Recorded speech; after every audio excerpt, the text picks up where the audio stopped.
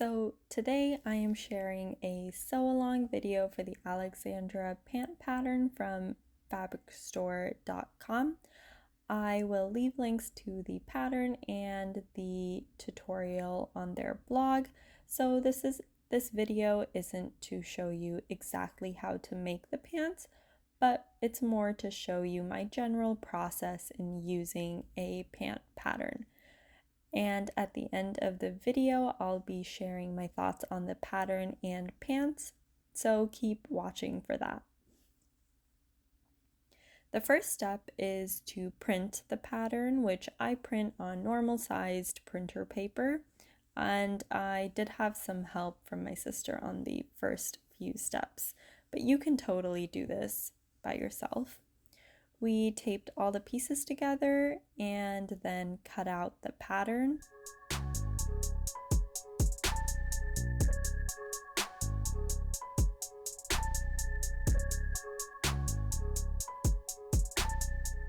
The next step is to cut your fabric, and I definitely recommend ironing your fabric before cutting.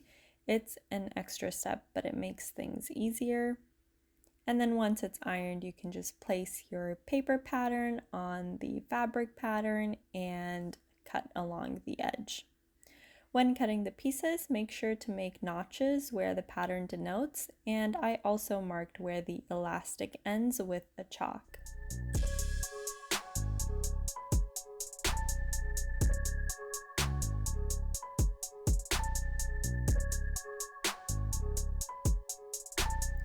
Here I am pinning the pant legs together. I like to keep my pins perpendicular to the stitch line so I can easily pick them out as I sew.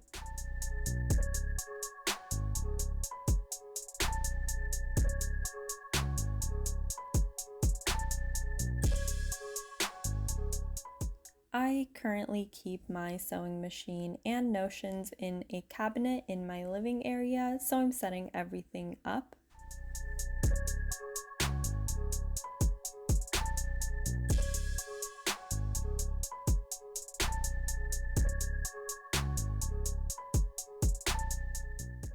Next, I make sure I pick a thread color that matches the fabric. This time I was able to find one that I already had and it matched exactly, so I was really happy about that. Then it's just pin, sew, and overlock and repeat several times.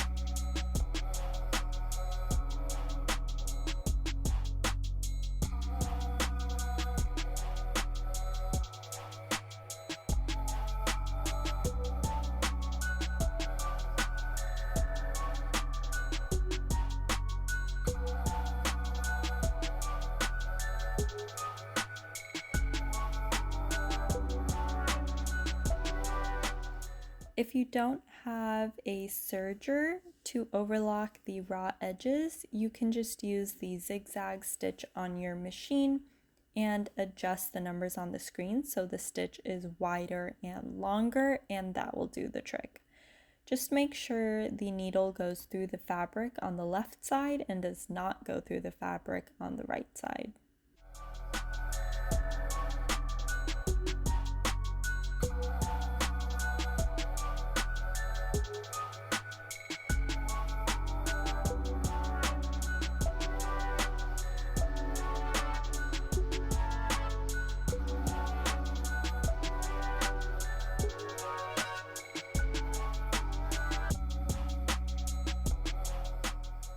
Finally, I'm working on the waistband. This took me a couple tries, but I finally got it. The key is to iron the folds so that pinning along the fold and sewing it is a lot easier. And of course, if you do mess up, don't be afraid to use your seam ripper and redo the stitches. So I finished making the pants and I want to share a little review of the pattern itself and how the pants fit in case you are interested in trying and making these yourself.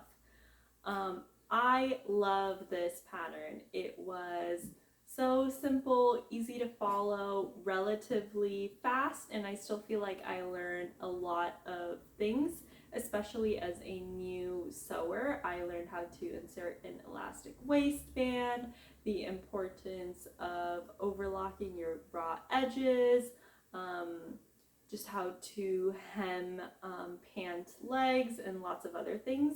So I would definitely recommend this pant to a complete beginner like I was when I first made these pants. The only modification that I made to these pants is that after everything was done, I took my iron and pressed the center line on the front and the back, and you'll see that it creates a more structured fit on the pants. So I feel comfortable wearing this in a more professional and less casual setting. Maybe some place that I don't want to wear jeans, but I still want to be comfortable. I think these pants with the pressed seam in the front and the back is a great option. So I made two mistakes, or I learned two lessons while making these pants, and I want to share those with you. The first one is that I didn't pre-wash my fabric, which is definitely a rookie mistake. But when I was reading the tutorial on Fabric Store's blog, it didn't mention pre-washing the fabric. I don't really think it's talked about a lot on beginner tutorials, so I thought I would mention it in this video really quick.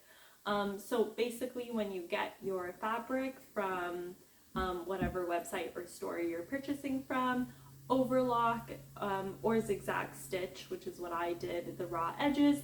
Throw them in the washer and dryer just how on the same settings that you plan on washing your garment. And then when you take it out of the dryer, all you have to do is iron the fabric so it's easier to use. And then your fabric has pre-shrunk.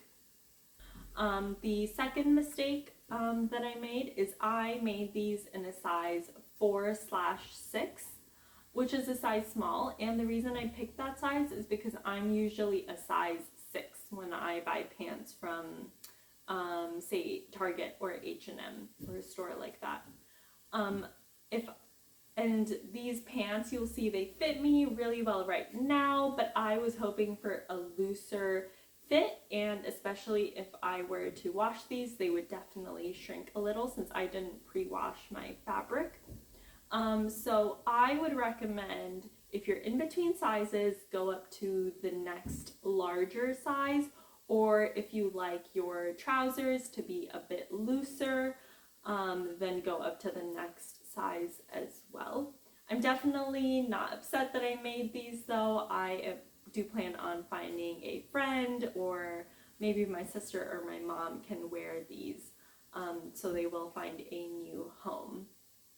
But other than that, I loved making these patterns. I'm definitely excited to try out other Fabric Store patterns, especially since this was free to print. I definitely recommend you check them out. I will leave a link to this pattern and their blog tutorial down below.